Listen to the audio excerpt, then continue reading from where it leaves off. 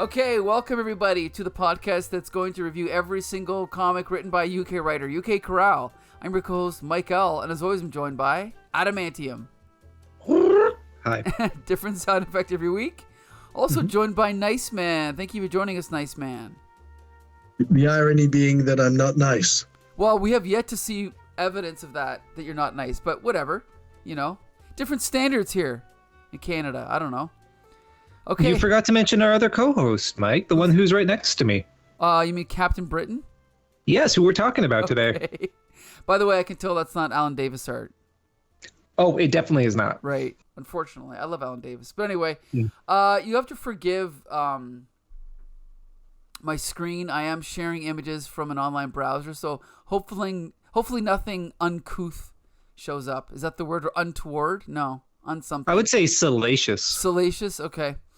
So here we go. Okay, so we're reviewing 2 issues of X-Men Archives starring Captain Britain, or featuring Captain Britain, and these are reprints of issues of various UK comics. These ones are all from a comic called the Daredevils. Not Daredevil, but the Daredevils. So we're starting off with a story called Judgment Day from Daredevils issue 6 in June 1983. This is by Alan Moore and Alan Davis. And Adam, you're going to quickly tell us the plot of this issue, or this story. Yes, I will. And I should mention that this continues on directly from the last time we talked about these comics, so you can check out that previous episode for the recaps of that and our thoughts on the art and the story. This one opens up with a powerful shot of Captain Britain attacking this enclave of weird alien beings. So again, continuing on from what happened on the previous issue, this group has been hired by this person that had some history with Captain Britain, someone who basically left him to die in an alternative universe. And now they are trying to have Captain Britain join them to participate as a witness in this trial that is putting said person up on charges of destroying the universe. There's a bit of a tussle, a little bit of a punch-up, but ultimately Captain Britain, after fighting with these myriad of strange beings, just kind of gives up and goes, I just can't understand. He goes to the window and he looks out, talking to War Dog, who is the leader of this group. War Dog is also a character we experienced in one of the very first episodes, also created by Alan Moore. Back, I believe it was a story that was for a Doctor Who periodical at the time. Right. But anyway, to get a better idea of exactly what's happening, there is essentially a multiverse situation. And one of these universes was destroyed, and the person who's being arraigned on charges for the destruction of this universe is called Saturnine. And Saturnine was this ex-colleague, I think Flame, of Captain Britain's, and then she betrayed him. And now this group is trying to enlist him as, I said, a character witness for this trial. And so what's setting up here is a really interesting depict of this multiverse where there's this council of people who are deciding the fate of those who put different universes in jeopardy. And part of those who are going to basically act as bailiffs for this trial are alternative universe versions of Captain Britain. One being Captain UK, and I believe the other one was Captain Albion. So the story goes on and is interspliced by these sequences of this bioorganic and technological killing machine that has pursued Captain Britain from that universe that was destroyed, that Saturnine is under trial for having helped eradicate.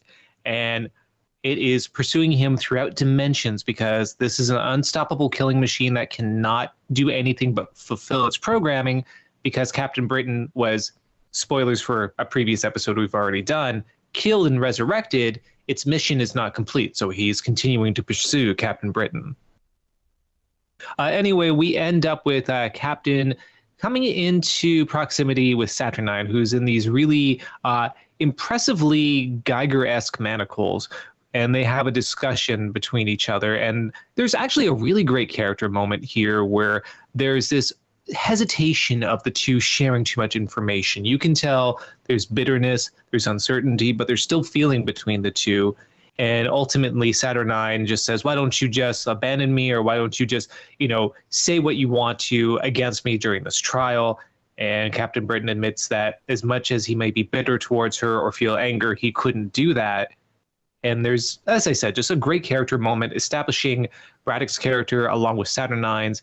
There's this brief moment where you have a feeling they might embrace, but it's interrupted by Captain UK, who prepares to take them off to the trial itself that's happening in this incredible tribunal. The court itself, I do have to mention, the artwork is incredible. I think one of the highlights of this art throughout this entire run is great crowd scenes with a myriad of different alien characters. No alien looks exactly the same like any other, and you do see a few nods here and there to other cartoons and comic continuities that DC didn't own, where you see maybe the back of someone's head or the side of a profile that evokes something from something from DC as opposed to Marvel, or perhaps an established cartoon. As I said, it's really clever. And the judge of this trial is someone who essentially, if Saturnine is found guilty, can take over her position as this kind of lord of this omniverse. The trial commences, and in one of the first parts of the trial, this judge, who I believe he's referred to as the Yness, which is a title that's carried on through these different people in these positions. The Yness obliterates the dimension that Saturnine was accused of helping to destroy, basically admitting, yes, he's destroying evidence, but at the same time saying, well, this is just perfunctory, this is what we need to do in these sort of situations. So it already shows it's skewed. He wants this position that Saturnine held. He wants to eliminate any evidence that could establish her innocence. And even though the entirety of this existence is deleted, what remains is one solitary light, that bioorganic technoid killer continuing to float through the nothing in its pursuit of Captain Britain. And that's how that chapter ends. Well, no surprise, I love this chapter, and just like I loved every chapter, so you're probably not going to hear anything negative from me today. But besides being a really good story, I have to point out the panel where Captain Britain meets the alternative versions of himself. Captain England, Captain Albion, and then War Dog. I think this idea, I didn't realize how far back the idea went, but Alan Moore used it again in Supreme. And I think now it's been done in Spider-Verse, as well as every Marvel movie of the past 6 years. And it's going to keep being used. But this arguably is the first time. Like, obviously Superman had met his doppelganger and Flash has met his doppelganger, but this idea of a whole bunch of different ones with a slightly different theme on a character, I think starts here. Mm-hmm. Agreed. I think this is a great depiction and introduction to what sort of story can be told with the multiverse. And unlike now, where I have multiverse fatigue because everything is exploring this, it's an omniverse to the point where nothing is canon because everything is canon. Here, we have more exploring some really interesting ideas of having these alternative versions, having great thought pieces of what would it be like to have an overarching tribunal overseeing, let's say, a litigious system over the omniverse. What would happen with that? What would happen for engagements where Captain Britain engaging with a double like Captain England, for example? And again, this also allows some incredible artwork to be performed by Alan Davis. Like, not to beat a dead horse, but it's incredible. The amount of detail, no character looks the same. Every single character in a particular page that needs to be pointed out at the opening scene of the courtroom, it's just an expanse, an arena full of aliens. There's no duplication. The sheer diversity of these beings is incredible. Like, for that scene alone, I do really enjoy this issue. And I love the character beats. I think the initial fight Captain Britain has against these people who are kind of corralling him to go to the trial, his utter sort of, exhaustion afterwards, it's very human. His interactions with Saturnine are also very human as well. And despite the fact that he is a hero who's engaged in multiversal experiences, he still is shocked and overwhelmed by everything he's seeing in a very believable fashion. I quite enjoyed this, and I love the subplot with this robot killer and where it's going to go. But yeah, I did particularly enjoy this issue. As spoilers, I think this is my favorite of all the issues we're covering today. Okay, nice, man. What do you think? Well, I think that we're talking about something Alan Moore wrote 42 years ago, you know, and yet it's almost as if it was done last week. Because it's quite a contemporary thing to be doing, as you said, doing multiverses and so on, and different iterations of the same character. But this was 42 years ago. Really, nobody was doing it like this or as well as this. So that's a big, big thumbs up what the young Alan Moore was doing, and showed just how good he was even then. So I think it was a no-brainer that somebody like Len Wein, who was at DC at the time, used his initiative and used his brains and saw what Alan Moore was doing. And it occurred to him, you know what? If anybody should write Swamp Thing, it's this guy. And he was right. I think that's the best editorial decision Len Wein ever made. And so a big thumbs up to him too. Now, among the other things, I love the robot destroyer. You know, what's it called? Is it called Fury? Because you could think, well, these kind of can't be stopped, you know, Destructor, you know, they're like kind of maybe a dime a dozen. But it's really, really good. It's really good in design, as rendered by Alan Davis. It's really good even in a certain characterization. And yet, how can it have a character if it's just a relentless, I cannot be stopped, I cannot be killed? But it just is. It's perfectly horrific. The design of it and the use of it and how it's done is perfect. So that's another great element as well.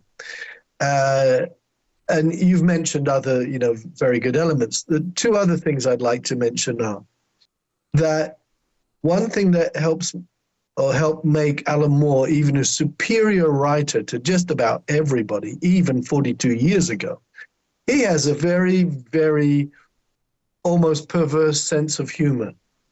You know, it keeps you on your toes. So on the one hand, you're reading a solid story with suspense and what's going to happen to Saturnine, and what about this trial, this bogus trial, and what about this and that. But at the same time, there are laughs there. You know, there are laughs. You mean in addition to Captain Britain, there's a Captain UK, and is it Captain Albion, I think, isn't it? Right. They're hilarious. Somehow or other, he manages to incorporate hilarious characters into a serious drama. And you don't stop and think, that really undermines the drama. Or you don't really stop and think that it's completely spoiling everything. Captain UK has got not just a Northern English accent, a really broad one. You know, it's comedic. It's so broad. And the Captain Albion, what accent is it? This is like English from like the 1500s or something. I don't know, but so it tells me that Alan Moore is writing like a serious story. He's being respectful. There is suspense. There is drama. There's this killing machine, which is like the best of all killing machines. It's relentless. And at the same time, he's having a laugh. He's having a laugh and he's having fun. And I think that's masterful, because another writer would have not had those laughs. It would have just been straight drama, and really, stories are a dime a dozen. And or another writer would have just been painfully unfunny, but not Alan Moore. No, I think he can almost do no wrong, even 42 years ago. The last thing I should say is about the art. Both of you love Alan Davis art. Right. I do, and I don't. Mm-hmm. And it's like, what do you mean you don't? Surely you do. Look at the rendition of The Fury. It's perfect. It is. And look at these other renditions and everything. They are. What's your problem? You know? How can you even perceive anything remotely negative about Alan Davis art? So here it is. For me, Alan Davis was enamored of Neil Adams and John Byrne. And he never quite knew whether he wanted to draw more like Neil Adams or more like John Byrne. So he ended up somewhere in between with a mid-Atlantic accent. You know what I mean? Neither English nor American, a mid-Atlantic. So is the Alan Davis art good? Yes, it is. Of course it is. Is it impressive? Yes, it is. But in my humble opinion, as I always say, he's neither here nor there. He's not Neil Adams. He's not John Byrne. He's just somewhere wishy-washy in between. And you could say, well, that's fine. He has his own place then, doesn't he? Occupying the middle ground between Neil Adams and John Byrne. No, I'm sorry. This reminds me of when in the early 80s, when people like David Bowie and Queen would get together and make a song together, it was neither Queen nor David Bowie. When Paul McCartney and Stevie Wonder... It was one of the best songs ever written. Go ahead. When Paul McCartney and Stevie Wonder would get together, it was neither Paul McCartney or Stevie Wonder. That was garbage. And just no. Do you understand the point I'm making? Of course. But now neither here nor there. But now I have to retort, and I'm repeating what I said last episode, but or whatever. But as someone who's been reading comics for many years, many decades, I never ever saw a resemblance to John Byrne. I never saw a resemblance to Neil Adams, but now that you mention it, I can maybe see it. But while I do think 60s and 70s Neil Adams was startling in how realistic it was, after that point, I personally would rather look at an Alan Davis comic than any Neil Adams comic since then, and I would definitely rather look at an Alan Davis comic than a John Byrne comic. I think Alan Davis is far more talented than John Byrne. Well, I want to back one thing up with what Mike's saying, and that I think his creature design for me is exceptional. When I go to that one sequence where they have the opening shot of that huge stadium where the trial is going to take place, the diversity of the creatures is amazing. And even with the makeup of the various entities making up the mercenary group, I think there were some great designs that I haven't really seen even from Byrne up until that point, at least with my knowledge of his work. So I want to say I do agree to an extent with you that there is a little bit of a middle ground, and I can see the Neil-isms. I can see, definitely the Byrne-isms of this. But I do think the one strength is large crowd shots and creature design. Davis has that in incredible spades. And you talked about the humor of Alan Moore. I think Alan Davis also displays incredible humor in this shot where you can see the back of what looks like Batman's head. You can see E.T. poking up from the crowd. I see characters from Beano. I see various other franchise characters that I can't quite put my finger on, but I know I've recognized them. There's even this Frock of Hair where this is preceding it by about 7 years, but it almost looks like Dream from the Sandman series. So I see that. Yeah, that's oddly prescient. But anyway, to this, I'm saying I agree and disagree. I think there are some strengths that Davis has. Yeah. One little disclaimer: when I talk about or make reference to John Byrne, I mean early-ish John Byrne. Sure. Not when he became ho hum. Sure. So like X-Men, basically. around that. Well, even if you think back to his Doomsday. Okay, sure. Doomsday Yeah. +1 or whatever it was called. Yep. Yeah, and 60s, 70s Neil Adams. I'm sure Alan Davis took inspiration from that, and from the earlier John Byrne, 70s John Byrne, I think, late 70s John Byrne, perhaps beginning of the 80s, and then over time, of course, even Alan Davis didn't stay exactly the same. I mean, this is Alan Davis, 1983. Right. Yeah. I definitely think this is not as good as his work on Miracle Man or New Mutants. He did a couple of annuals. He did Excalibur for a long time. Obviously, I think he got better as he went along. And I think his work now is still just as good as it ever was. I don't think he's declined at all. But anyway, yeah, we can talk more about Alan Davis as we go. I want to say one thing, though. In this particular story, I have to comment on the way that he depicts the Fury.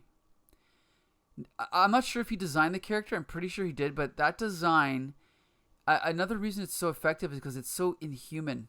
Because he doesn't really have like a normal human face, right? He has one big circle here and lines here. And so that makes him even scarier, I think.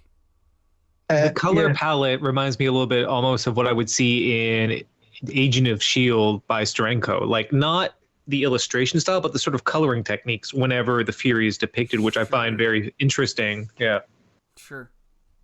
Yeah, it's a great design. It's so alien. Yeah. So eerie. Agreed. Inhuman. Agreed. Okay, so let's jump to the next chapter because we still have a few more to go here. Okay, so now in the next chapter we are in Rough Justice, and we open up with this is Captain UK, correct? You know what? I think it's actually Captain England. Oh, Captain England. Oh no, sorry. This is Captain UK, and I misnamed the other one, the fellow with the bandolier, with the very harsh accent, that the harsh Northern accent. That is Captain England. Okay, so this is Captain UK, and we have a very interesting sequence because she's remembering what happened to her universe, right? And we see this sequence of all these other superheroes getting killed. Now, we have Andy, who I believe is a real character from UK Comics, correct? I don't know if we know Nice Man. Well, there's Robot Archie. Okay. His name is Archie. Archie's written across his torso. So he's probably a play on that. Probably, yes. And then we also see the back of Miracle Man, and it actually says Miracle Man. It shot Miracle Man, so he's not even hiding it, right? Right. Then we see other characters listed, the Arachnid, other characters, and basically this is just depicting what the Fury did to the superheroes in her universe, right? And again, we're seeing the Fury here, drawn by Alan Davis, excellent depiction. Then she wakes up from the nightmare, and we cut back over to the continuation of the trial. And again, we get some more depiction of this crowd that Adam was talking about in the last chapter with all these different aliens. Pardon me, everyone a different size and shape. We get a little bit of humor with what basically amounts to like a newscaster here. We get a normal-looking human in a business suit. Then we get this alien that's kind of like an octopus, but it has like multiple eyes and like a weird snout. And they're kind of summarizing what's happened so far. And was it... Now, just to be clear, I read these last month and then I reread them. So sometimes I forget when things happen. But this judge destroyed a universe. But when did that happen? Because I don't remember. Previous issue. Okay. So Captain Britain is reacting to the fact that this judge, with the press of a button, wiped out an entire universe. And obviously he's not happy about it, right? Mm-hmm. So then let's see here. So now Saturnine is on trial, and she's trying to explain what happened, basically. Because her universe is one of the ones that was destroyed. I don't remember. Was it only hers that was destroyed? Or go ahead, Adam. Basically, a cataclysm happened that destroyed her Earth and made it descend into this kind of like nonsensical madness as performed by the Mad Jim Jaspers. So the universe itself hadn't been destroyed. Okay. It was the judge who eradicated the universe to stop the blight from continuing on. The blight also something that would come forward actually very recently within Marvel Comics in a Spider-Man issue. So I'm not sure if it's the same blight. Discussing that, we can talk about continuity later. But yes, essentially he destroyed this universe, and she's describing what happened to her Earth and the destruction of it. One thing I will point out that as the years go by, I do get a little bit. I think we talked about this, but the threat, something that threatens the whole universe, becomes so cartoonishly unrealistic that it's sort of hard to even wrap your mind around. Because as we know, the universe is infinite in size; it's ever expanding faster than the speed of light. So just it is absurd, and I'm sure Alan Moore knows that. But it does make it slightly hard to wrap your mind around, right? But that's okay. That's okay. So basically, Captain Britain gets tired of the proceeding, and he's basically challenging the judge. And he's basically like, how can you be the emperor, the judge, and the prosecution counsel? That's a damn lie. Are you the hangman too? So this judge gets pissed off and orders the bailiffs to restrain Captain Britain. And so they kind of encase him in this... it looks like ice, but it's almost like crystal or something, right? Right. Right. And so then, of course, Captain Britain ends up breaking out of it. And then the other superheroes that were helping Captain Britain in the past jump in to help him. So now there's this big melee happening. And the newscasters who are sort of narrating what's going on, Alan Moore continues this gag of them talking to the camera. And in the middle of them talking, the squid creature alien gets squished by one of the robots. So now he's dead. His name's Neil, by the way. Mm-hmm. Then we cut, funny enough. Then we cut back over to the opening scene with the continuation of Captain UK waking up and getting out of bed. She goes, and we should point out that she's now in our universe now, right? She goes over and opens up the newspaper, and she sees a call for superhero registration, which we're going to find out is a parallel to what happened in her own universe. And that's going to be expanded on in future chapters. So we should always point out, these are short chapters in an ongoing story. So it almost amounts to basically 3 scenes. But what is here, of course, as usual, I think is great. Nice Man, what do you think? We'll start with you. It's impressive that British comic produced such a supposedly complex storyline. The editors could have said to Alan Moore, this is too sophisticated for the average kid, and you got to really kind of dumb this down, because it is quite sophisticated. Yes, it is, absolutely. Like we said, again, 42 years ago, multiple dimensions, or multiple universes, and multiple iterations of the same character. And, if you're like 9 years old or something reading this, are you going to get it or not? And there's some heavy stuff that kind of goes on, but Alan Moore always, what can we say, deliberately undermines the heaviness of it with the in-jokes, with the humor. So you can't take it too seriously, all this killing and crushing and stuff like that. No one, Mary Whitehouse, who was the chief public critic of the time, couldn't necessarily come along and say, this is ghastly, dreadful stuff for children, because it's quite funny. The visual joke here about the guy in the suit and the tie, I'm sure this is supposed to be Terry Wogan. Okay. Terry Wogan, Wogan, very, very, very prominent, well-known, ubiquitous TV host, 70s, 80s, chat shows, game shows. So it's a joke for me. As soon as I saw it, I thought, Terry Wogan. Very, gotcha. very funny, very funny. And then we get through all this kind of stuff, as you say, to follow this woman whose name is, it's Linda, isn't it? Isn't that correct? Her name is Linda, yes. Yes. who's just unassuming in glasses and basic outfit, and she's devastated, by this nightmare that you described, and also by the end scene with the newspaper, because it's 1983. Call for superhero legislation, because this is what happened in her world as well. Mm-hmm. And she knows what it means, what's going to come from this. It's going to be a hunting season, for super types and oppression and so on. So that's a very nicely ominous, dramatic end. Again, I'd just like to make one other analogy. For some reason, analogies always come to my mind. Do you remember the very great Jerry Anderson puppet show, Thunderbirds? Yes. Mm-hmm. And Thunderbirds was, in the middle of the 60s, in the middle of the whole decade of puppet shows. They were all good, all of them. Captain Scarlet or Stingray or Fireball XL5, but Thunderbirds was the pinnacle. It was the pinnacle because it covered the range of things: drama, family, love, humor. It was very funny at times.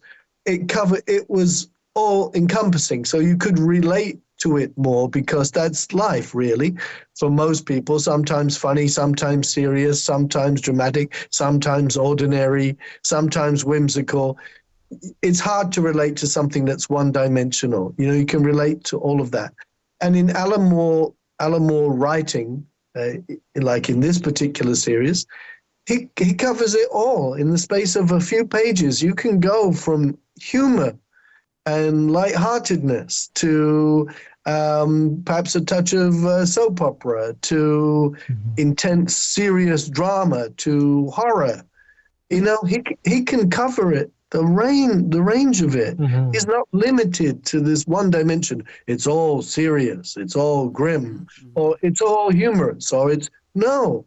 And so you can relate to an Alan Moore story more than you can relate to other fantastical stories, because it covers that range of emotions that we usually experience in our daily lives, I think. Agree with all that. Adam, what do you think? No, I agree with that. I think the only deficiency of this particular story, for this chapter, I should say, is its brevity due to the nature of the publication. Right. My only complaints are not what's in the story, but what's not in there. I would have loved to see more of the actual trial, to see more of the humor of this being broadcast, that sort of satiric edge happening. But, for what we have, it's really good. I just wish we could have had an opportunity for a bit more of this process before we get into the big punch-up. But, again, you're limited by space. Something we haven't mentioned about the art that I want to cover is the coloring, which...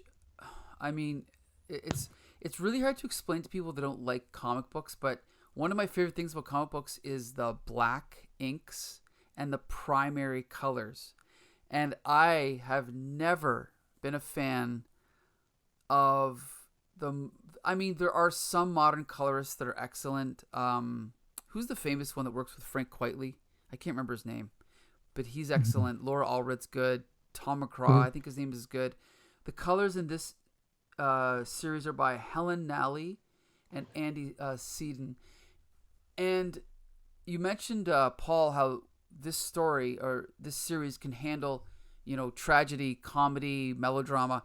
I think one of the things that helps is that the art is straightforward superhero art, but he's able to juggle all these different changes in tone, and it all fits. Whereas there's a certain mentality where people think, well, if the story is about, sad things, then the artwork has to look sad and the characters have to look sad.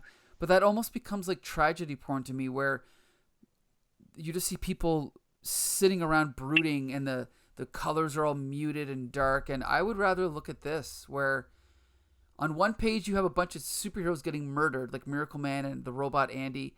And then 2 pages later, there's a joke about that newspaper guy you mentioned, or the newsman you mentioned. Then Terry Wogan. Terry Wogan. Then a couple pages later, there's There's the woman reading the newspaper, and that sequence is very well orchestrated with the way she gets out of the bed. She walks through the hallway, she picks up the newspaper, and then we have that last panel that's split into three of her putting the paper down, sitting at the table, then sitting on the floor. But it's all drawn in the same style by Alan Davis, and I think that's brilliant. Actually, Mike, I want to just briefly touch upon this before we go on to the next issue. The opening page of this, the first 4 panels at the top of the page, has Linda always within some sort of frame. You talk a lot about how comic panels can work almost like film stills. And so we have her cast in the shadow. So like she's a box. She's in this constricted space. The next panel, she's being framed by her glasses from the nightstand, a view that kind of, again, shows her ensnared in this. You have this sense of claustrophobia with the framing of these particular shots, and the juxtaposition of them is great sequential art, but it also sets a mood without overstating it. And I think that's the difference between an artist that we're seeing here, like Alan Davis, and someone else who's not as nuanced, where he's getting across this feeling of dread and claustrophobia without overstating it, not with muted colors, not by having these brooding characters or obvious signifiers, but by very subtle framing devices, very subtle compositional choices. To me, you can see this throughout the story, but that's part of what I would argue Alan Davis is a good artist. In terms of his originality or distinction, I do agree with Nice Man, maybe not as distinct, but in terms of the choices that are made, there's a lot of great nuance throughout his work. Yes. Okay, so I guess that's all we can say about this chapter, because as we said, it is very brief. We do see a nice appearance by the Fury. We get a nice close-up of his oddly designed facial features, which is really cool. We see Miracle Man, and then we see someone that might be almost Kid Miracle Man. Is that Kid Miracle Man with the yellow? Yeah, I think so. Yeah. That whole page is. Speaking of colors, it's excellent with the orangish hue on them, but also the heavy shadows created on the wall behind them. It's just excellent. And that's young Miracle Man, isn't it? To distinguish between young and kid. Yes, young. Yes. Kid is the bad one, right? This is young. Yeah, that's another story for another time, isn't it? Yes, it is. Miracle. Coming soon. Yeah. Okay, so now we're going to jump to the next one. And Paul, if you would do the honors, can you summarize, however briefly you'd care to, the plot for Arrivals? I will try to do it justice. I will try. I think I get distracted too easily by things, that I see along the way, rather than considering the whole. Because on the first page, the big splash page title is Arrivals. And it's referring to the arrival of the Fury. So immediately I have something to say. I know I'm supposed to be summarizing. I'm sorry. I can't let certain things go.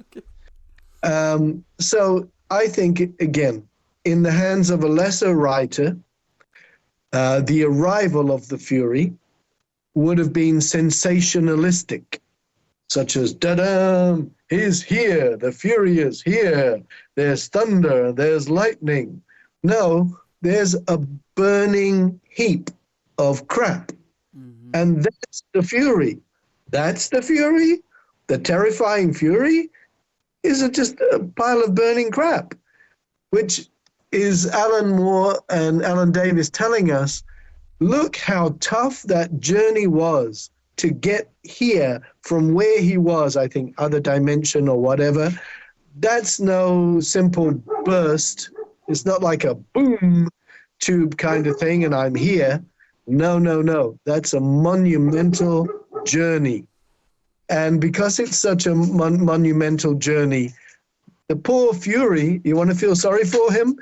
The poor Fury is completely almost like wiped out by this journey. And so he's like a pile of burning mass. So from here, the Fury has to now, in the next few scenes, the Fury has to be able to develop himself back, into what he was. And of course, at this very moment, I have developed a technical problem. Oh. The technical problem is it going to allow me to go on to the next pages? I'm desperately trying to. Oh, maybe I can. Hold on one second, because I do want to. If we can... Just falling for 5 seconds. Okay. 4, 3, 2, and 1. Oh, and I'm here. So there he is. And there's an unsuspecting person looking down on this burning half body. But the Fury has enough wits still going that it skewers this poor bystander, because the Fury needs something from him to help begin the rebuilding process. So I love that whole scene that shows us just how great the journey was for the Fury, and how disheveled he is, but needs something to reconstitute, and is already going about its killing way, even as a half body. Now, meanwhile, battle is going on between Captain Britain and Captain UK, I think. Isn't that Captain UK? England, I believe. Captain England with the very northern accent. Mm-hmm. And it's not just battle. Of course we have humor. We've got Captain UK. You said UK, right? England. Sorry. I should write this stuff down. So you've got Captain England with his ridiculously broad Northern English accent. And then we have them squaring up to each other, and Captain Britain saying, I'm in a parallel universe, fighting an alternate version of myself alongside a group of para-human mercenaries who want me to help the wrongly accused Magistrix of... And then he stopped speaking, because, of course, we know this is exposition. And in an average comic book and an average writer, they've got to fill fight scenes with exposition dialogue.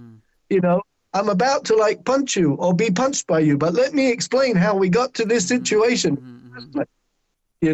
It's all exposition. So he makes this whole little speech, I'm in a parallel universe fighting. So we all know exactly what's going on, but then they pause with no word balloons. And then he says to Captain England, if I remembered right, do you ever get half through a sentence and find yourself unable to believe that you're actually saying it? This is Alan Moore taking a whiz on standard comic book writing, saying, you know how ridiculous it is that in the middle of a fight scene we have expository dialogue just so that the reader knows why we're here punching each other. And I love the response from Captain England, no. And slightly. And now the humor continues, because we have Cobweb, one of the super characters. Cobweb is a precog, right? She knows what's going to happen before it happens. And what does she say? Hell, I knew that was going to happen. Right. Ongoing joke, I love it. What good is a precog if she can only bothers to comment on things after the fact instead of before the fact? So then you get on to the next page, and on the next page, which is coming right up, at some time, one of the other characters says to her, Cobweb, did you know we were going to run into this when we got outside because there's big turmoil going on and everything? Yes. When? Last year. Last year. Couldn't you have told us? Yes, but I decided not to when I learned about the awful insult you were going to hurl at me. That I was going to... You didn't warn us because I was going to insult you? You mean I haven't even insulted you at that point?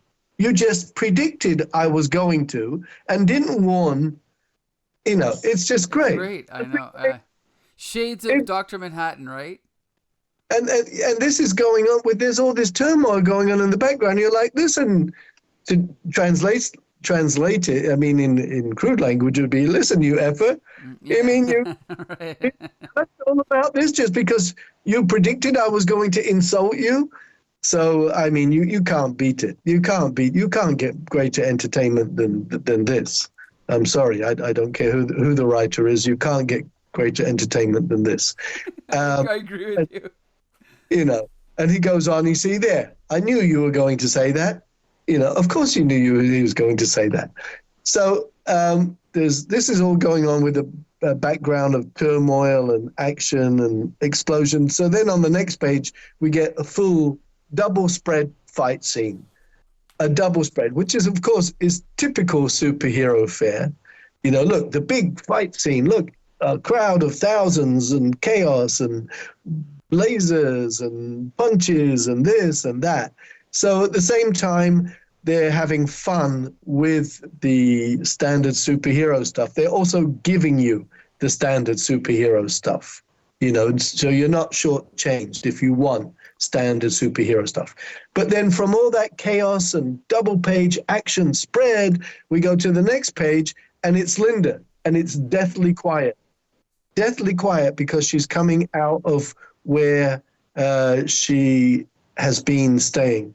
And it's all very kind of paranoid because it's shadowy, it's dark, and she's good art by Alan Davis. She's looking around, you know, in a paranoid kind of way. But we sense that, you know, eyes are on her. But we're not quite sure. But then we learn from a cat. We learn from a cat that eyes are on her. Are the cat eyes on her? No, because once again we see the spear, that this threaded spear that comes from the Fury has now speared the cat. So the Fury needs something from the cat as well. It's just wonderfully, deliciously eerie, horrific, paranoid, creepy. I mean, the mighty Fury who's traveled dimensions, the unstoppable Fury who can fry you where you stand, needs to skewer a cat. Needs to skewer a cat to get something from the cat to help it in its rebuilding process. And still we go on, and we are going on, but I mean, I love this chapter, really. So we find our way back to the fascist dictator who wants to take over everything, and at his disposal are all these different universes in the shape of, well, he can affect them. There are rods, and each rod represents a different universe, no less, a universe. And if he wants to obliterate it, he can, because it's right there, literally at his fingertips. And that's because in all the omniverse, he says, the omniverse, I love omniverse, the umbrella for all the universes. There is not one universe that I cannot destroy at the touch of a switch. Not one. Isn't Alan Moore also, we haven't said anything about this so far, his dialogue, his narration, come on, look how good this is, isn't it? Of course. You know, in all the omniverse, there is not one universe that I cannot destroy at the touch of a switch. Pause. Not one. And it's like, oh God, I get it. I really get it. Mm-hmm. This guy is absolutely bad news. You could say, well, is it really that great a dialogue that you're enthusing about? But in combination with the fine Alan Davis art, it is, because of course you need a good artist as well. That brings us to the concluding pages. Elsewhere in Braddock Manor. Isn't that wonderful too? Wonderful stereotype that Alan Moore has fun with. Braddock Manor, like stately Wayne Manor from the TV show. And Elizabeth Braddock and I forget who this other character is, they communicate telepathically, which is also entertaining, not word balloons, not even like thought balloons, private thought balloons. They're communicating telepathically in a Professor X kind of way. And she's telling him that, he's saying that she and he can't stay there with her brother being Captain Britain, because Captain Britain is usually like surrounded by freaks or something. But then Captain Britain does turn up with everybody, all the characters, all the super characters, including Cobweb and and Warhog and the others, and I love the guy who can morph through walls and doors. He doesn't come in through the doors like everybody else. Yeah. He goes through the door. Smart. It's like, yeah, keep me out. He just goes through the door. Yeah, I think I'll invite myself in. And so then they're now all gathered inside stately Braddock Manor, and it's just kind of like fun stuff, really, because Saturnine is with them, and Captain Britain is concerned about where she's going to stay while she's in exile from the Dimensional Development Court, and she says, "Yeah, I thought I might live here after a little redecorating. I might do a little redecorating and live here." And so it's humorous kind of chaos, which we've gotten used to. And then there's another knock at the door, and who is it? It's Linda. "Who are you?" says Captain Britain. "I'm Captain UK."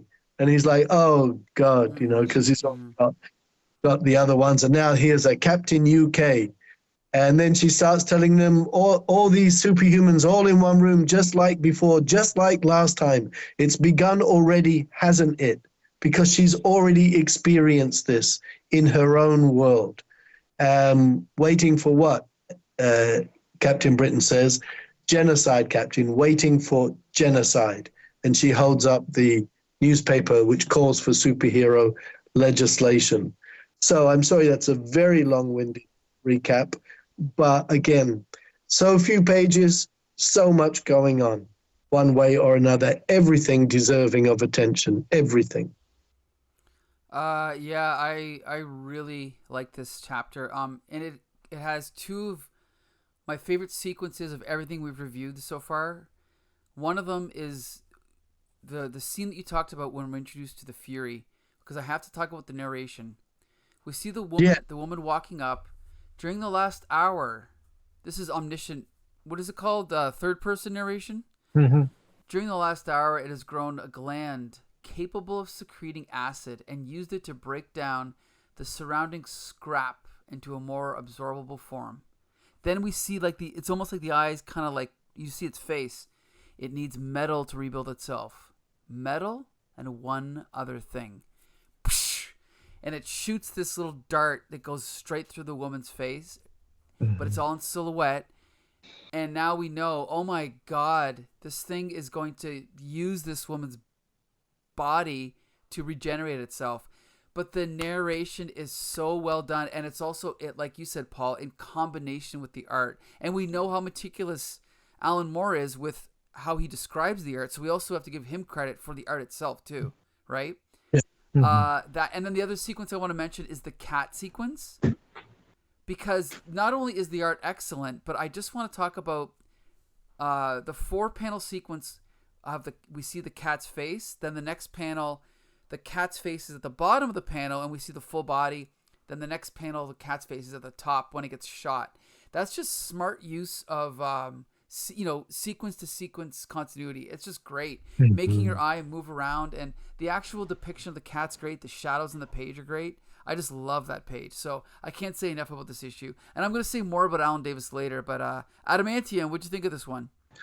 No, likewise, very good. One thing I really liked is the contrast, the juxtaposition that went between these very dark scenes with the Fury reforming itself and the humorous aspects of the big punch-up, of the absurdity of all these superpowered beings entering into Braddock Manor. There was just something about that really tickled me. And I think when we talk about why Alan Moore might be so effective when it comes to these more serious sequences, it's because he allows the contrast.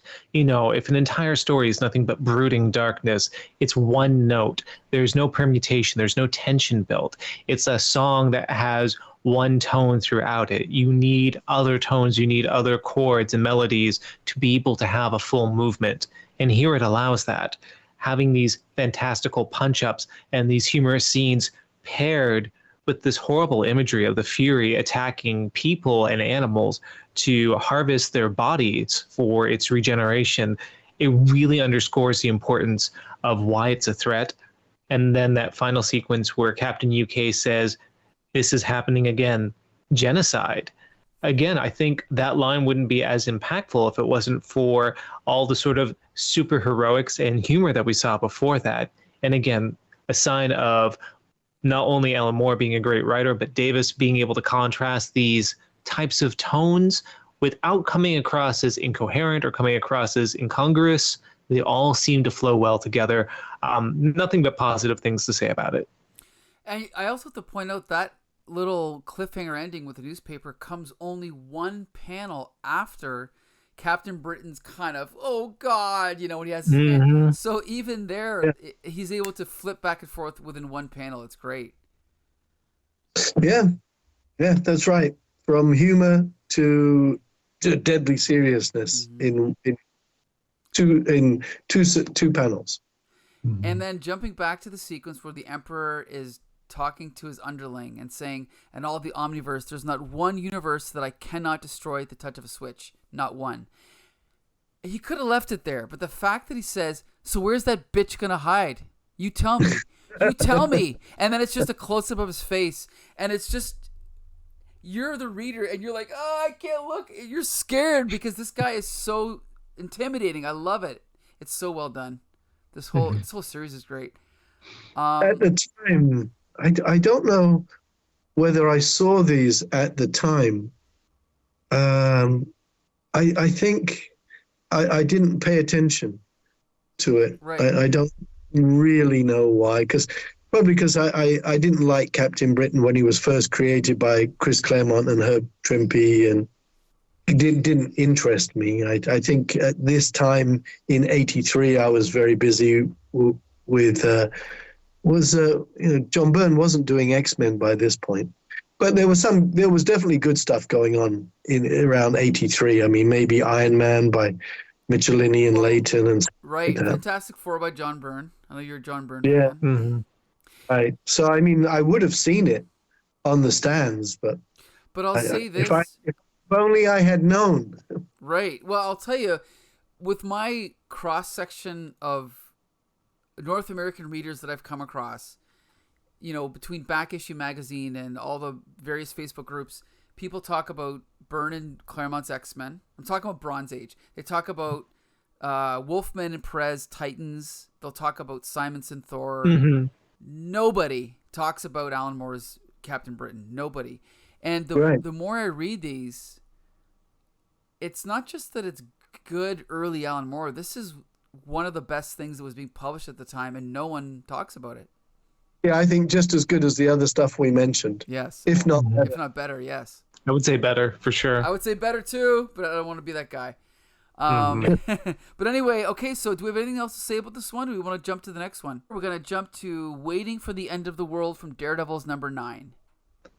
All right, so this picks up pretty much directly from the previous issue, where we see this entire group of superpowered beings around a television, where we see Sir James Jaspers, who we had seen previously under the guise of Mad Jim Jaspers in an alternative universe, on the television, and he's talking about the need to have this superhero legislation pass, and he's saying things that are very much akin to the Mutant Registration Act. So anyone who wants to find a parallel between this and that storyline of X-Men will find a lot here. Basically talking about how superhumans have caused nothing but duress and harm to people, and therefore there needs to be this legislation put forward to be able to prevent the superheroes from being able to continue harming the world, without actually saying exactly what this would entail. We see the fallout of this as Captain Britain and Captain UK engage with each other and just kind of discuss what the fallout, the ramifications of this happening occurred within her universe. And it's very dire. She talks about executions. She talks about concentration camps. And it's very harrowing stuff. It's cast completely in this black background setting in an unlit room in Braddock Manor, just to underscore the severity of what's taking place. And so a lot of the humor and color of the previous issues is pretty much replaced by this, really just underscoring the gravity of the situation. We cut from that to what happens after the broadcast, where we have Sir James Jasper, who's interacting with some familiar characters, including, I forget his full name, but it's one of the members of the Hellfire Club, Sebastian. Yeah. Sebastian Shaw. Yeah. Sure. Shaw, yes, thank you. Yeah, so basically Shaw is doing some funding for this campaign that he's going through, and we pull out to see that he's at a big party.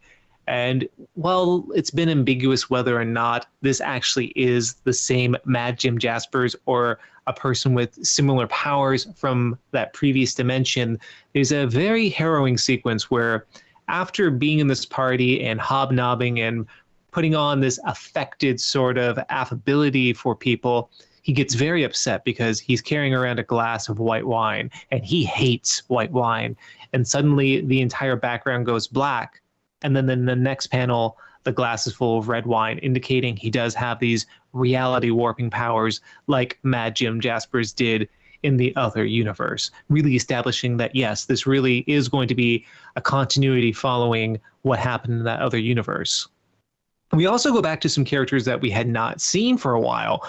Merlin and his daughter, who were these extra-dimensional characters who were responsible for the resurrection of Captain Britain. They're basically engaged in this type of chess game where they're just moving around pieces and they're just discussing what the outcomes are going to be. Everything seems to be falling into place. Their games are interspliced with scenes of Jaspers engaging with other people, having a phone call in particular with Vixen, who I don't quite know who this is, but I believe she has some relation to the X-Men character Arcade. I'm not exactly clear, but I don't think we need to delve too much into that.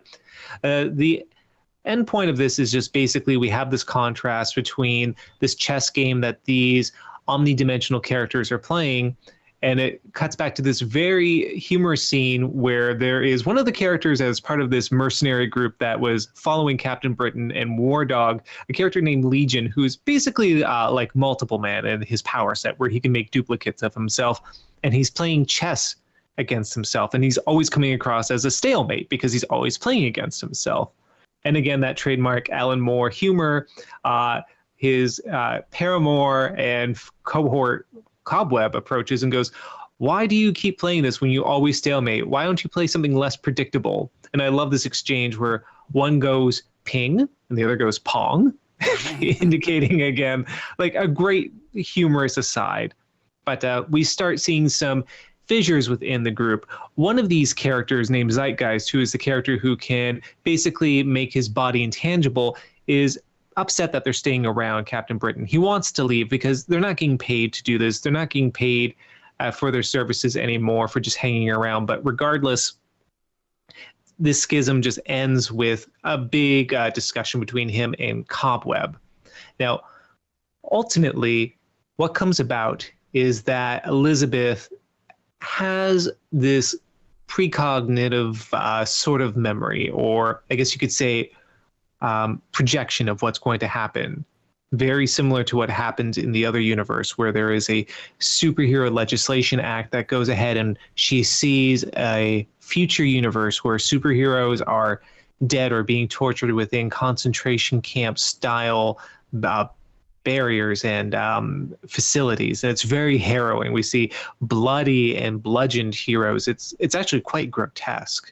And this bleeds over to what we're actually seeing in terms of this discussion between Captain Britain and Captain UK, where again, she's explaining what happened in her universe to Captain Britain. And it basically ends with her feeling that there's no point in any of this. They can't do anything to prevent the future. So she runs out from Braddock Manor into the snow. And as she's running away, we keep cutting back to these omniverse entities, Merlin and his daughter, who are playing this game of chess. And he feels, again, everything is within his control. Everything's going as he's planning. But then there's something odd, something out of the periphery of his vision, as he says. And there's something that he did not account for. And it's the Fury, who encounters Linda, aka Captain UK, in the middle of the snow in the field outside of Braddock Manor, and that's how that particular chapter ends. Harrowing stuff, yeah. I love it. That final shot of the Fury again, we see this kind of cannon arm. We see this inhuman hand with really only 2 digits, and like the anatomy is kind of off. Like it's almost like partially a skeleton with some muscle over top of it. I just think it's great. This whole issue, like the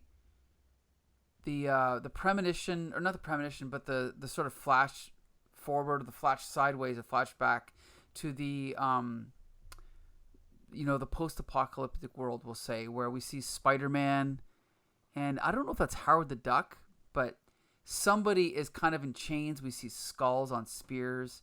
That stuff is all great. The artwork is great. Everything about this issue is great.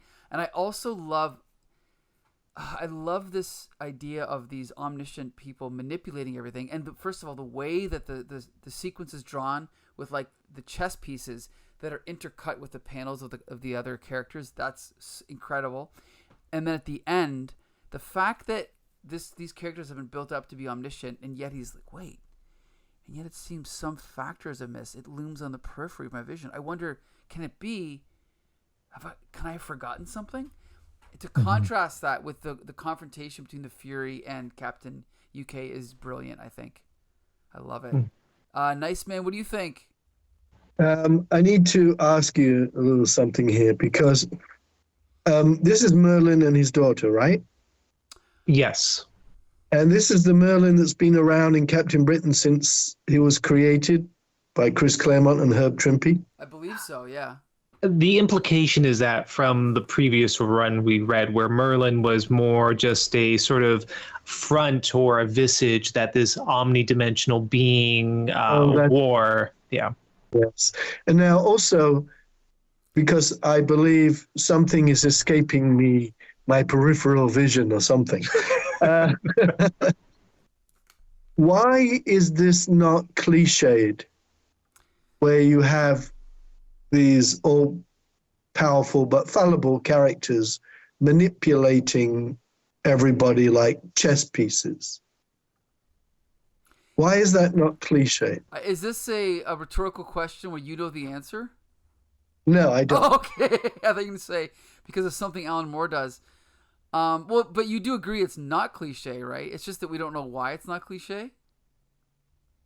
Well, because, again, even though this was written in 1983, even by that time, the idea of the gods playing with people, like Jason and the Argonauts and stuff like that, had been done many times before.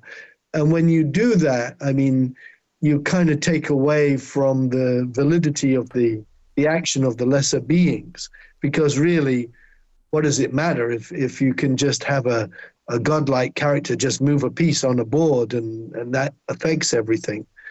So, it's very impressive, but at the same time, they have pieces in the form of the characters.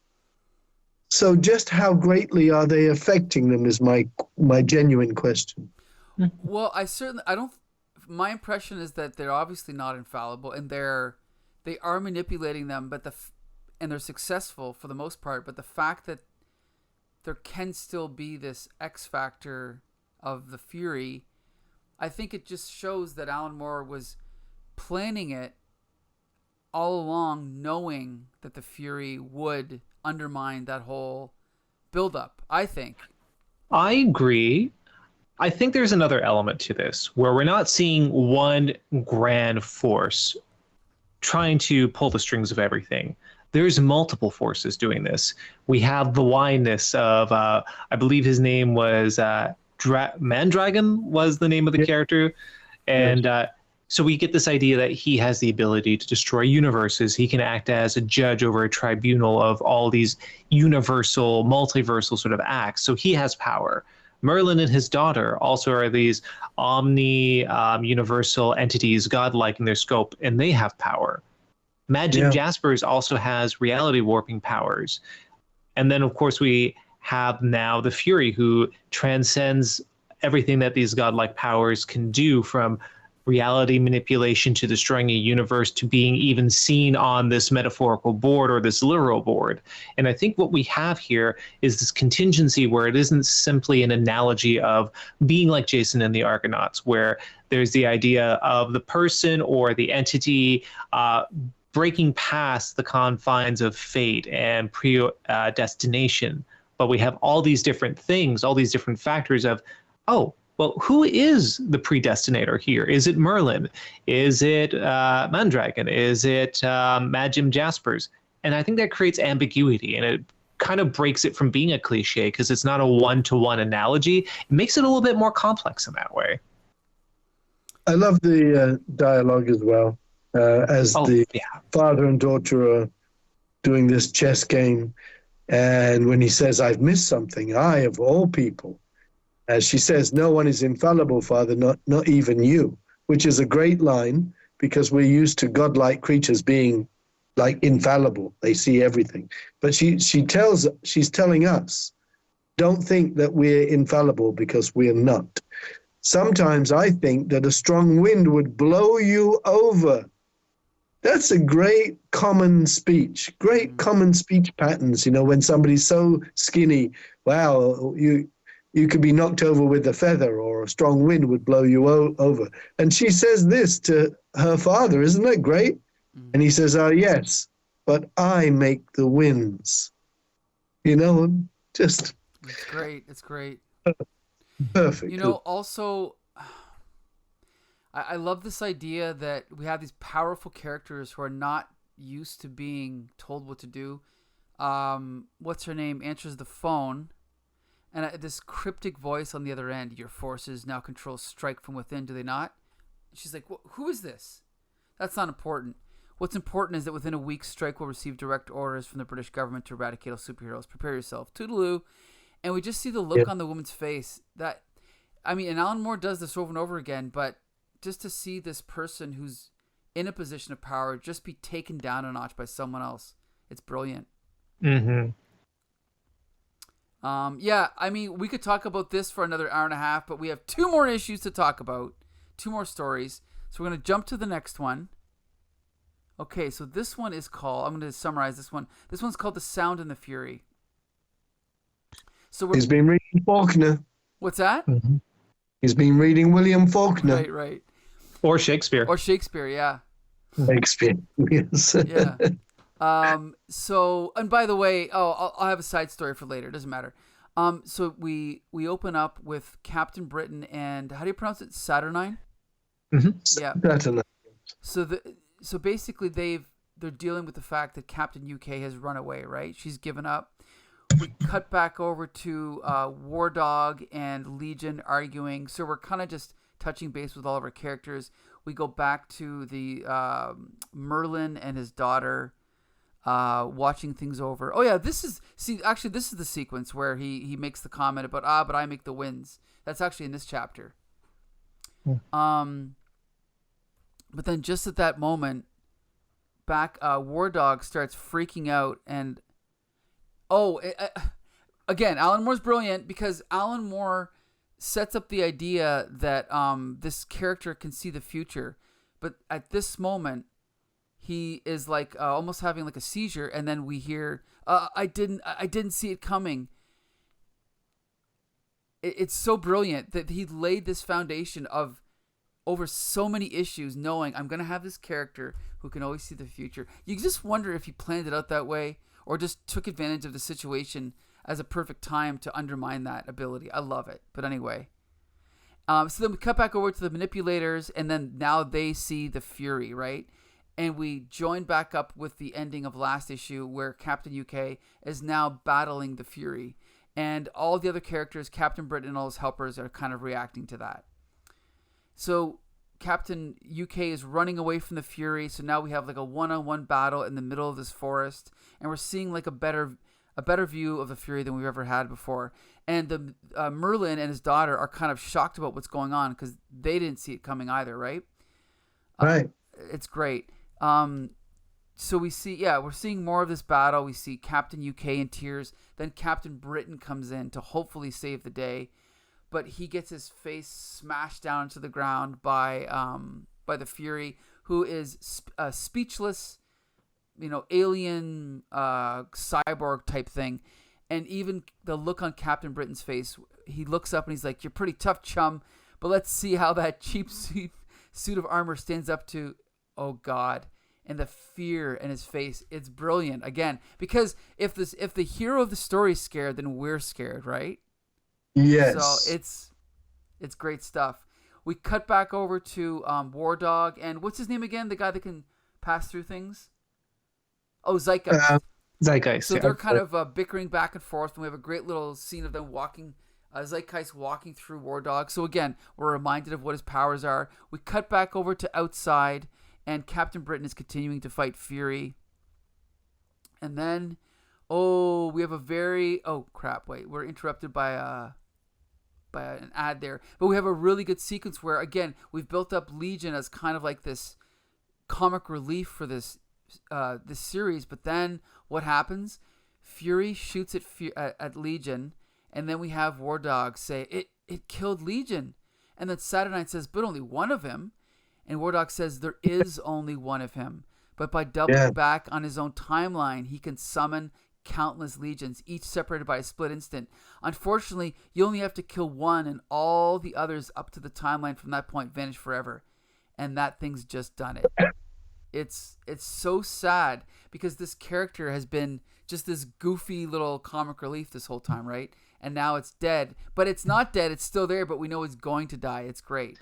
And you see one of Legion's manifestations look over at the crumpled body, and it's so genuinely heartbreaking to see this cartoony character look down at a cadaver of itself, knowing its mortality is just around the corner. It is genuinely disturbing stuff. I agree. It's like when that one Ewok got killed in Return of the Jedi. Oh, that was great. Yeah. Anyway. And then the narrate, and then is it War Dog? He's like, in a week from now, catching up with the incident of his death, he will blink out of existence. So he's explaining. Oh, Cobweb. Yeah, Cobweb. Explaining what's going to happen to Legion. It's just brilliant. And this sequence is kind of, we see all these skulls stacked up. It's great.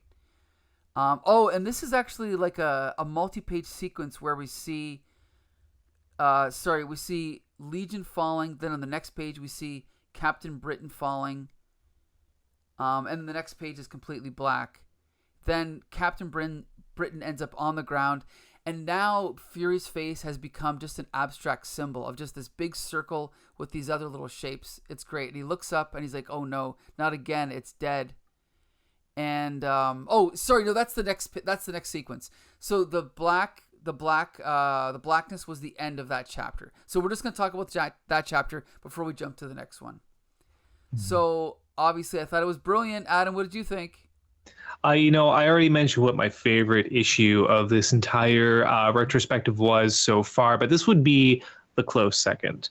Normally, the big fight scene issues are not my favor, but I think when they're done as intelligently and as sensitively as this one is done, you can't really go wrong with it. The fact that you do get this real sense of peril about what Fury is capable of, paired with these incredible sequences. As you mentioned, there was that series of pages where we see these different characters falling, and it's juxtaposed from seeing Fury firing a laser down upon Captain Britain to Mad Jim Jaspers pouring a glass of wine down, and all these other permutations that just ends up being this very abstract sort of idea of this failing that these characters are about to encounter. You also see a lot of tension where Zeitgeist does not want to engage. It's not his war. And you can see the hesitation he has going out there, even though one of his colleagues in Legion is being killed. It is a surprisingly touching and foreboding issue. And again, while I'm not usually a fan of the big action issues, this is one of the better ones I've ever read. Ever. And, I only have a few fight scene comics that I really revere. The famous issue of Miracle Man, of course, being, the principal among them. But this would probably go in my top 10, to be honest. I think it's fantastic. Also, I talked about the Steranko style evocations. For me, it's not all the way through whenever we see Fury, but when we get those abstract sections where the darkness ends with just those sort of oblique colors and shapes for his eyes, I am definitely getting that evocation of some of Nick Fury, Agent of S.H.I.E.L.D., with the more psychedelic elements of that art, especially with that. It's fantastic stuff. And another great point to bring up, when the figurine of the Fury is brought onto the chessboard, you'll notice how, unlike all the other sequences, the chessboard is not perfectly parallel. It starts warping, it starts sort of expanding, and it's kind of like an orb, like a glass has been put over it, showing the distortion that this figure has and over the perfect order that Merlin had tried to set in his machinations. So to me, it's just incredible stuff. The storytelling by both Moore and Davis is strong in this issue. Adam, or Nice Man, what do you think? What are your thoughts? All of the above. I'm also thinking about what a pittance Alan Moore probably got paid for writing this, and the pittance Alan Davis received for drawing it. Mm-hmm. But really, no. I mean, it should be like those comic books in the 80s that were selling so many copies, above 100,000, that writers and artists would get royalties so they could afford to buy a private jet or something. But Alan Moore and Alan Davis, I bet they received probably, I don't know, £500 each or something. Mm-hmm. At the time.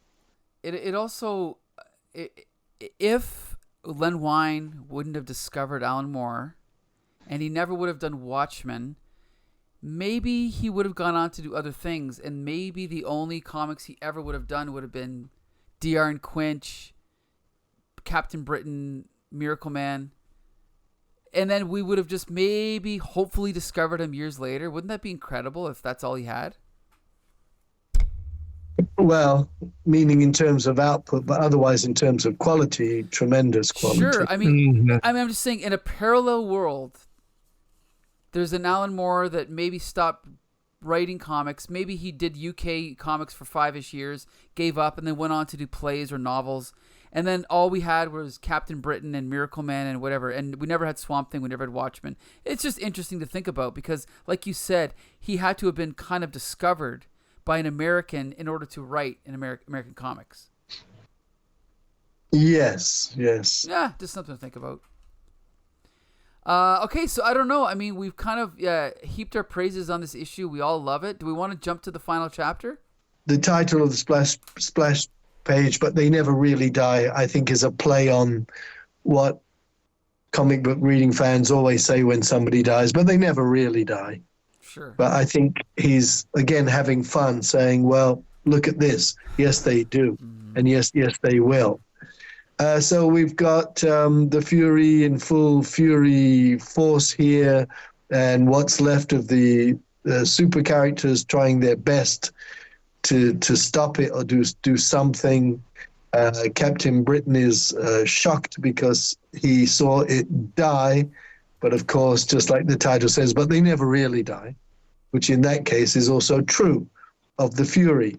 And while that's going on outside, once again, Alan Moore and Alan Davis never hesitate to give us more. And then it's, as it says, inside, as in inside Braddock Manor, I think, if that's right. There's a rerun on the TV of The Munsters. Mm-hmm. I mean, they could have put anything. Right. But they chose to put The Munsters. Does it mean something? Does it mean nothing? Right. It's just...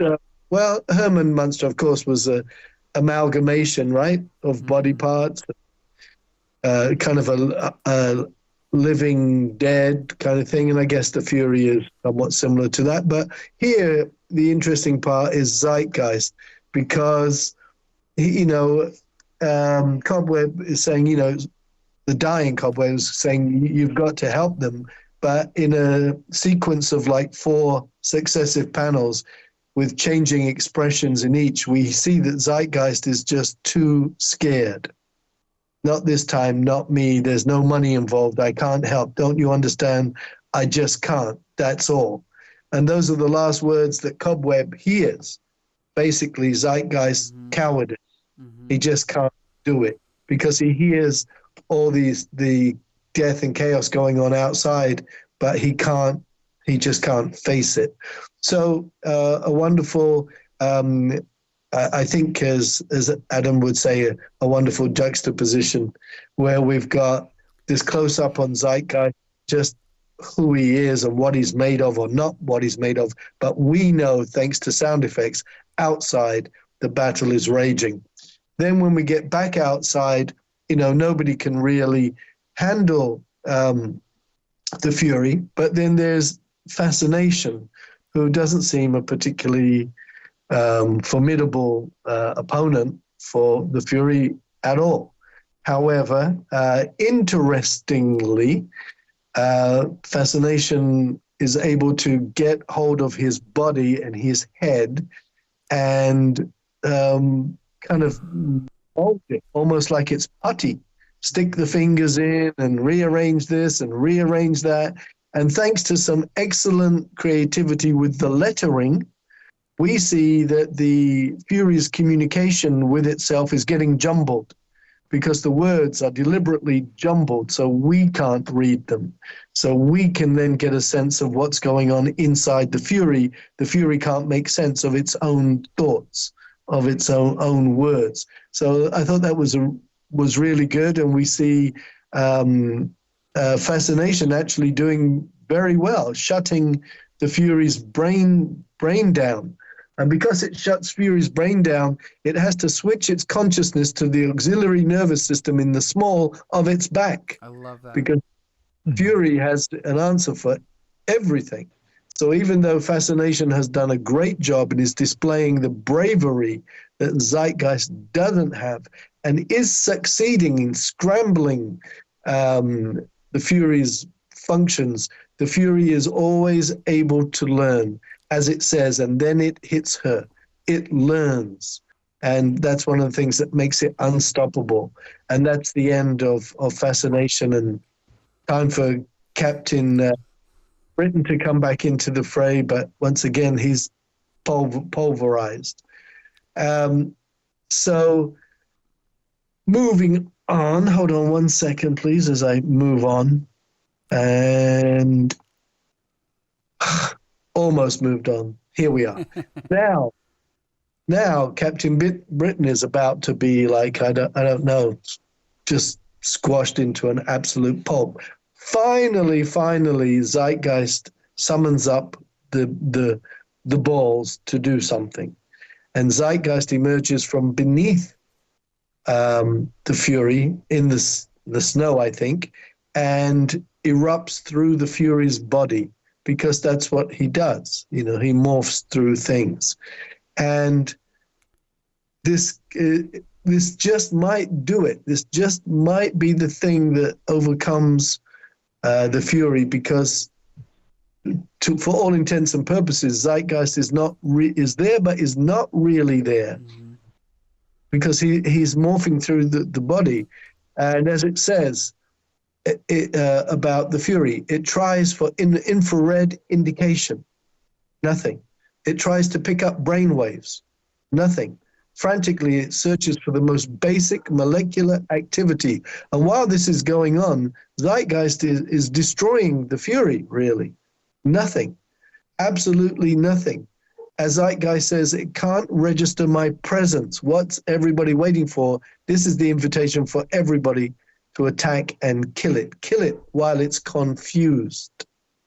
So, of course, it's good irony that here we did the close-up on Zeitgeist. He's too cowardly to do what needs to be done. He tries to say he's just in it for the money. He can't face anything else. But everybody has given their best and come up short. And yet, finally, it's Zeitgeist who seems to have made the difference. And with everybody bombarding the Fury now, everybody trying to kill it while it's confused, finally, it looks like the Fury will be down for the count when we get to just about the end, and the Fury is sent in Neil Adams style artwork, is sent down, all the way down beneath the earth, and until it's absolutely, totally buried, and then the earth is sealed, so it's buried way down deep, and there's nothing. So, to all intents and purposes, the Fury has finally been defeated. But to go back to the wording of the splash page, but we know nothing ever really dies. And as Captain Britain says, it's buried under tons of rocks. It'll be back, which is good, because rather than them saying, finally it's destroyed, finally, no. He says, all right, yeah, we've done the best we can do. It's buried beneath tons and tons, but it'll be back. So at least for the time being, it's out of commission, and those that have survived can kind of lick their wounds and finish off. And to finish off, Saturnine says, we'd all better move out of the manor because, the Fury is just like in the front yard, buried. Captain Britain, but it's my home. I live here. Do you want to face that thing again, says Saturnine? No, I don't. But Captain Britain agrees. Maybe we can travel together, maybe down to London if we can sort out this Jasper's business, if only. But you see, I think it's who is this in tears at the end? Isn't this Linda? Oh, this is Linda, right? It is, yes. Okay, because she's seen it all before, and she knows what Jasper's and the government does. But she's in shock, and but even then, Alan Moore finds time to add dimension to the dialogue. Saturnine is the caring one. She'll need treatment for shock and some clean clothes. She's wet. To which the captain unheroically says, so? Can you imagine a conventional hero saying so? Why should she get special treatment? She didn't even help us fight that thing. Everybody's wet. He sounds like a whiny child. And then we get the twist. Not wet like her. She's wet because she was very frightened. Grow up, Captain. So you see, the great Captain Britain here is humbled. Humbled. And that's great. And Zeitgeist, at the end, doesn't want thanks. He wants to instead be the usual Zeitgeist and attack War Dog for kind of almost getting everybody killed, he said. And I think that's the end. Is there even one more? Oh, there's one more paper. Yeah. Yes. And it's kind of wrap up and bickering and stuff like this, and accepting and so on and whatnot. And so the super characters, it's time for them to leave. And so quite simply, they do. As War Dog says, that's it. And they're out of there. They're gone. And that leaves Captain Britain Saturnine behind. So, very good. I think about as good a conclusion as you can get, really. Yeah. I mean, this... it's funny, Adam, because you talk about how you don't enjoy fight scenes, and I'm not a huge fan either, but if you're going to do a fight scene, this is how you do it, right? Well, I think the difference is with most fight scenes, we just have a bunch of heroes spouting off like braggadocio about how they're going to punch somebody so hard. And here you see consequences. You see characters dying. You see characters experiencing trauma. I'm really glad that Nice Man brought up that part about how Saturnine put Captain Britain in his place, saying, no, she's not wet like that. She's scared. And I think it just kind of shows the impact, because when you have something like as much as an indignity as someone soiling themselves out of fear, like it really gets across not only the level of threat, but the level of, I guess, tangibility of what just happened. Normally what happens in superhero comics is that people will fight a giant dragon, or they'll fight like a giant robot, and then they'll make a quip and the issue ends and there's no real fallout. Here we see fallout. We see a character is not only going to die, but their lover, Cobweb, is going to have to deal with the fallout of this and the knowledge that their lover is going to pass away in about 4 weeks. They have another character who is basically cut in half, and it's not clear if they'll live or survive. You have this dissension between both Zeitgeist and War Dog, and you also have now Captain Britain being forced to move out of his home to pursue whatever's going to happen with Jim Jaspers, as well as just get away from the Fury. It's showing consequences, and I think that's the major difference between Alan Moore and a less substantial writer. A less substantial writer would just be, Pat, this shows consequences. And he never lets the heroes get too heroic and detached from us. Exactly. He always finds a way for them to be humbled one way or another. And I've never seen, and again, this is 1983, I've never seen a big superhero, Captain Britain, humbled in this way. It's like he's a jerk. He's so totally lacking in perspective and empathy here that he's a jerk, and she puts him in his place and says, grow up. Isn't that great? It's a refinement of what I think. Sorry, Mike, go ahead. No, go ahead, Adam.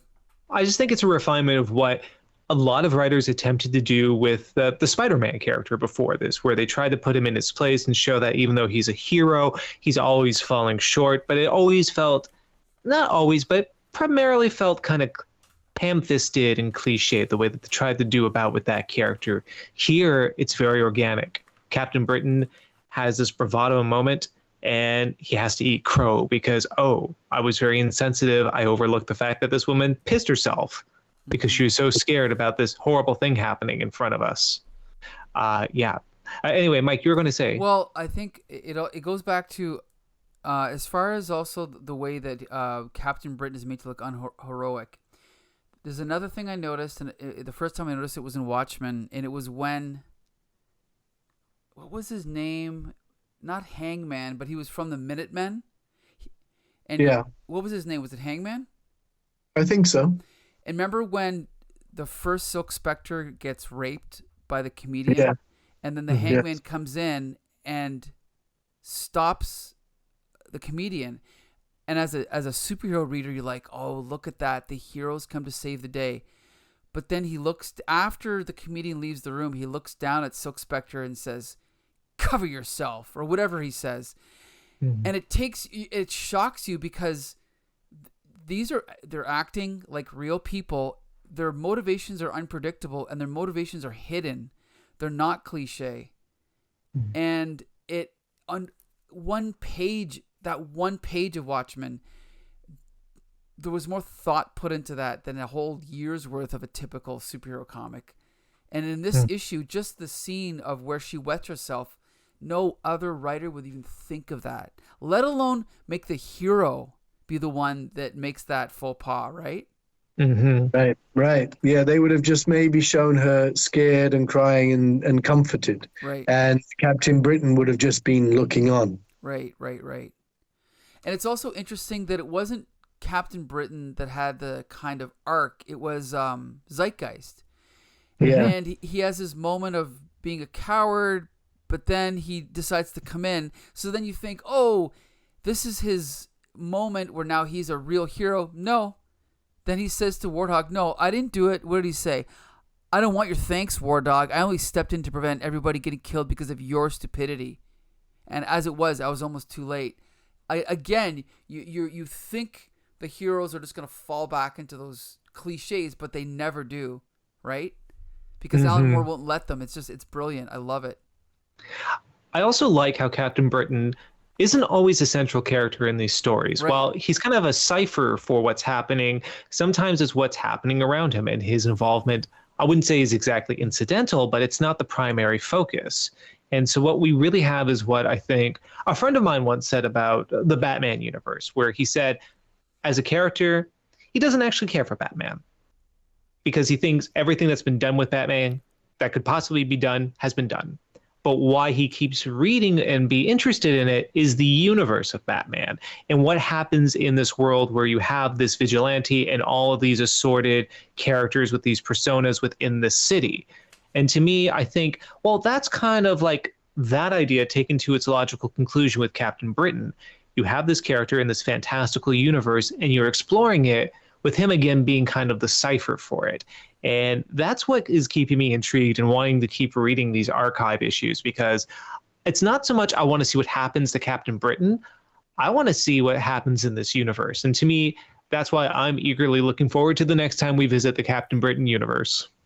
I will say one last thing.